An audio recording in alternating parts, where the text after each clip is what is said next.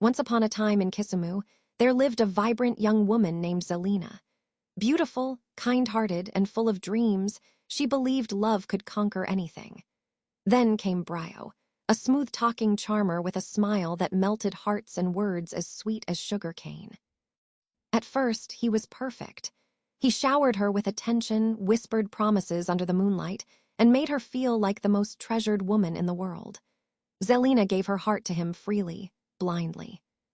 But the illusion didn't last. When she got pregnant for the first time, she ran to him, excited, expecting joy. Instead, Brio looked her in the eyes and laughed. "So now you think I'm going to raise a child? No, go and get rid of that pregnancy." Zelina's world shattered. She cried, begged him to reconsider, but he refused. Broken, she terminated the pregnancy. And then it happened again, and again, and again. 4 pregnancies, 4 abortions, 4 pieces of her soul lost, all because of one man who treated her womb like a dumping ground for his selfish desires. With each abortion, her body grew weaker and her spirit darker. She began to wither inside, no longer the vibrant girl from before. But Brio didn't stop there. He began humiliating her in ways no woman should endure. He brought other women into the house, their house, and shamelessly slept with them in their bed while Zelina sat on the couch outside, biting her tongue and holding back tears. Sometimes he would walk out half-naked, look her in the eye and say smugly, "What can you do?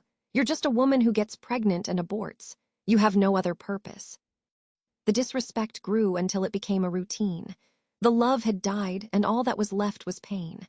One day, after her 4th abortion, Zelina stared at herself in the mirror. Her eyes had no light. Her heart had no warmth. But her mind, it had made a decision. She was done being the victim.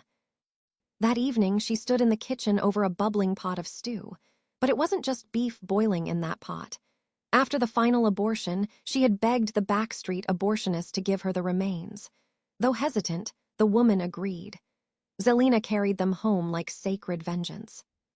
She seasoned the stew slowly, added spices, tenderized the meat, and as it cooked, she whispered, "Today you will eat the blood of your sins."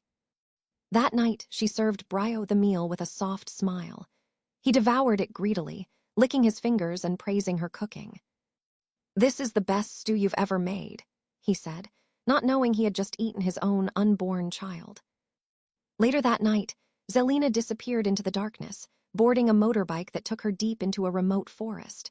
There, in a hidden hut surrounded by bones and silence, lived a feared and ancient witch doctor, Mama Mikawi. The old woman didn't ask questions.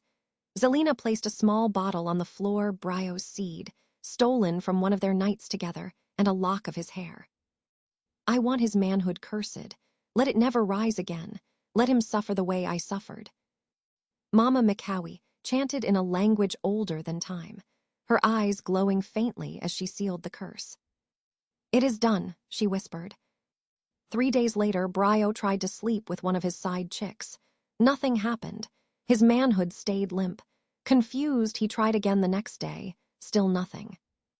Panic set in. He ran to hospitals, then pastors, then herbalists. No one could explain what was wrong. No test showed any illness. No prayer gave relief. Desperate and trembling, he called Zelina. "Please, I know I messed up. Forgive me, I'm not okay. I don't know what's happening to my body." Zelina answered with a calm voice. "Your sins were served hot in the stew, and that manhood of yours, I locked it forever." From that day on, Brio's life unraveled. His friends laughed behind his back. His lovers abandoned him. He walked the streets of Kisumu, trousers unzipped, pulling at himself, trying to wake it up. People began calling him Mr. Open but useless. Meanwhile, Zelina left Kisumu behind and started a new life in Eldoret. She opened a small boutique, surrounded herself with supportive women, and slowly began to heal. Her heart still carried scars, but her eyes regained their light. She had lost 4 children, but she had reclaimed her soul. And Brio, he became a living warning. Never mess with a woman's womb. For the day she decides to rise, even your manhood won't stand in her way.